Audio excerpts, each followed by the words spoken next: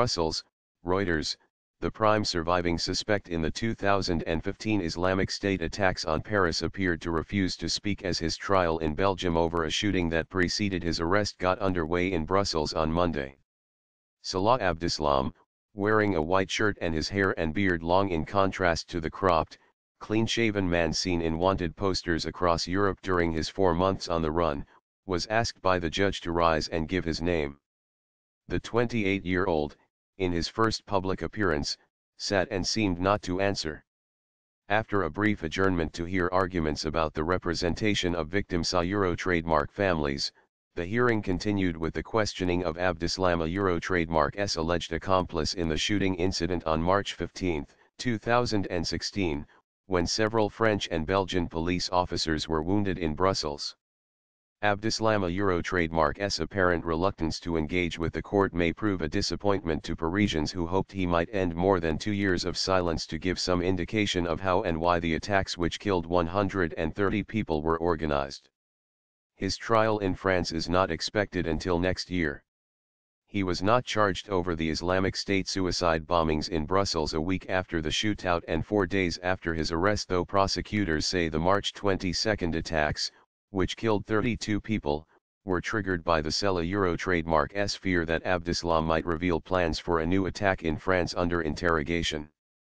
Abdeslam arrived under heavy guard from France, where he has been held under 24-hour suicide watch near Paris.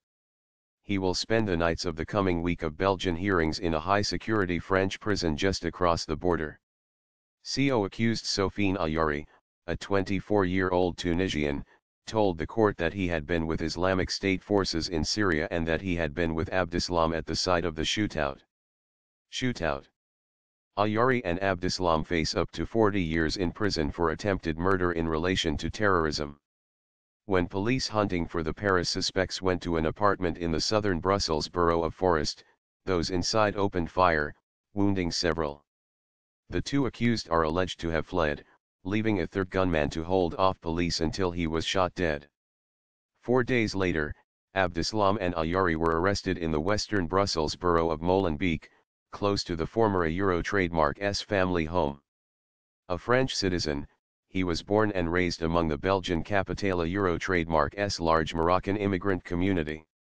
Lawyers for Abdeslam accept that he was in Paris on Friday, November 13, 2015, when gunmen and suicide bombers killed 130 at the Bataclan Concert Hall, near the National Stadium, and at cafes and restaurants. His elder brother, with whom he ran a bar in Brussels, was among those who blew himself up. Prosecutors believe the younger Abdeslam, whom they accuse of running logistics for the attack including ferrying fighters from Syria across Europe, would have met the same fate had his explosive vest not malfunctioned. How the pair, from a broadly secular background with a history of petty crime, were transformed into alleged cogs within extensive Islamic State cells operating in Belgium and France is unclear. A third brother, who has visited Abdeslam in prison, told a Belgian newspaper in December that he might be preparing to talk, inspired by a devout religious faith. The trial had been due to start in late December but was delayed after Abdeslam belatedly reappointed a defense counsel, who then requested more time to prepare the case. Lawyers do not rule out that there could be further adjournments this week.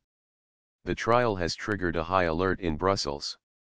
More than 100 police are expected to be deployed in and around the mammoth 19th-century Palace of Justice, which dominates the skyline over the Renaissance city center.